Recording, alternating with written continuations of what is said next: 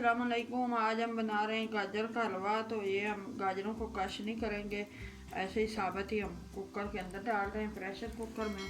इस तरह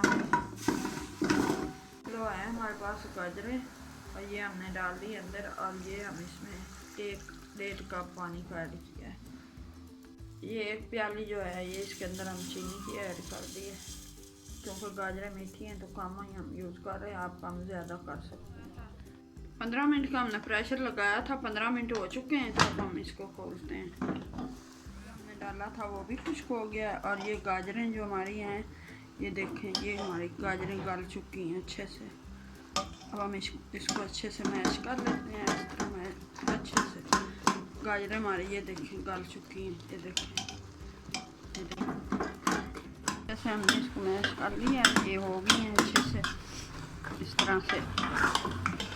ये देखें, तो हमने दूध रखा हुआ है, ये 2 किलो हमारा दूध है।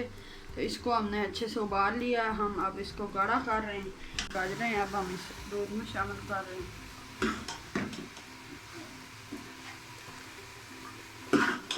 ये गाढ़ा हो रहा है।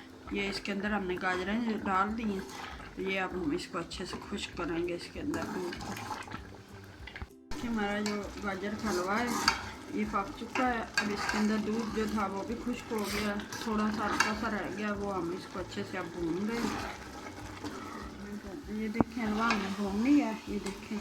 और इसके अंदर हमने अब ये 2 इलायची सब्ज़ डाल दी। और ये हमारे पास थोड़े से मेवे थे, वो हमने डाल दिए। जो भी चाहें ड्राई फ्रूट डाल सकते हैं, तो अपनी पसंद से। ये देखें, हमारा हलवा पक चुका है।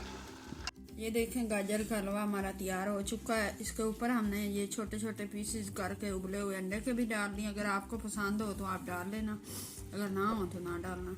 और ये अगर आपको पसंद आए रेसिपी तो ट्राई कीजिएगा, लाइक कीजिएगा, शेयर कीजिएगा। हम मिलेंगे नई रेसिपी के साथ, तब तक के लिए अल्लाह हाफिज़।